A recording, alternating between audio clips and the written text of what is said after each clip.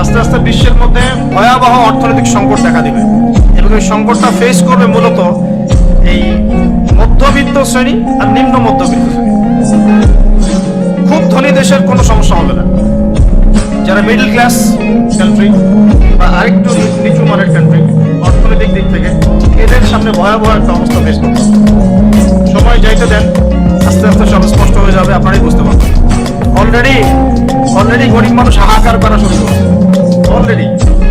হাহাকার করা শুরু করেছে। বড় লোকের তো কোনো সমস্যা নাই, গ্যাস তেল চাল ডাল সবকিছুর দামও যদি বাড়ে, বড় লোকের কোনো সমস্যা আছে? আমার তো কোনো সমস্যা নাই, আমি তো খেতে পারতেছি, কোনো না কোনো ভাবে খেতে পারতেছি। কিন্তু যে কৃষক, মজুর, শ্রমিক, হ্যাঁ, যারা গরিব মানুষ, এরা তো আমার মতো না। আমার জন্য 4 বার বিদ্যুতের দাম বাড়লে কোনো সমস্যা নাই। 1000, 1500, 2000, 3000 আপনি ভোট দিতে পারছেন, আপনার তো সমস্যা নাই। কিন্তু যে ব্যক্তির মাসিক আয় 3000 টাকা, সে কি করবে? সে তো ইফতার করতে বসে বদদোয়া করা শুরু করবে। কারণ এটা বলেছি বৈশ্বিক অর্থনৈতিক সংকটের কারণে পুরো বিশ্বে একটা ইকোনমিক সংকট চলছে।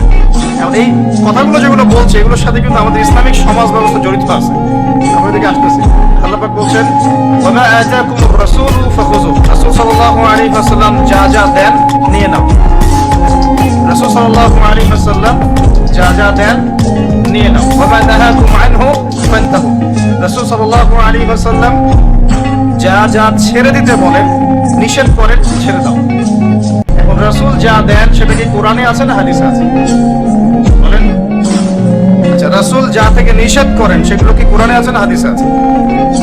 মনে করেন আমরা বললাম ঈশার নামাজ কয় রাকাত? ফরজ নামাজ 4 রাকাত। 4 রাকাত নামাজের মধ্যে মোট কতগুলো সেজদা হবে? এক রাকাতে আমরা কয়টা সেজদা করব, কয়টা রুকু করব, রুকুর তাসবিহ কি পড়ব এবং কয়বার করে পড়ব, সেজদার তাসবিহ কি পড়ব, কয়বার করে পড়ব, 2 সেজদার মাঝখানে বসবো কিনা, 2 সেজদার মাঝখানে কোনো দোয়া করব কিনা, রুকু থেকে উঠে সামি আল্লাহু লিমান হামিদা বলে রব্বানা ওয়া লাকাল হামদ বলতে হবে কিনা, এই খুঁটিনাটি বিষয়টা কি আপনি কোরআনে পাবেন? পাবেন না। কোরআনে পাবেন যে আপনাকে 5 ওয়াক্ত সালাত ফরজ করা হয়েছে।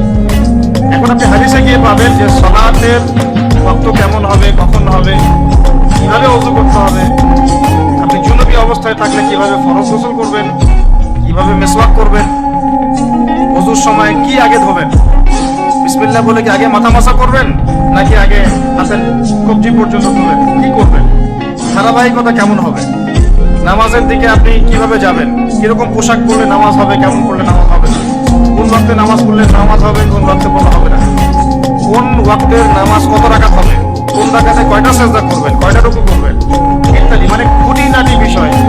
এই খুঁটিনাটি বিষয়গুলো কিন্তু আছে হাদিসে। কোথায় আছে ভাই? এই হাদিস এবং সুন্নাহ প্লাস কোরআন, এই দুটোকে মিলেই হচ্ছে ওয়াহি, আল্লাহ পাকের ওয়াহি। এখন অনেকেই এই আয়াতের ভুল ব্যাখ্যা করতে পারেন যে আল্লাহ পাক তো বলেছেন কোরআনের সমস্ত বিষয় আমি ব্যাখ্যা করেছি, তাহলে হাদিসের কি প্রয়োজন আছে? উত্তর হচ্ছে আল্লাহ পাক কোরআনের সমস্ত বিষয়ের মূল নীতি ব্যাখ্যা করেছেন, আর হাদিসে গিয়ে এর বিস্তারিত ব্যাখ্যা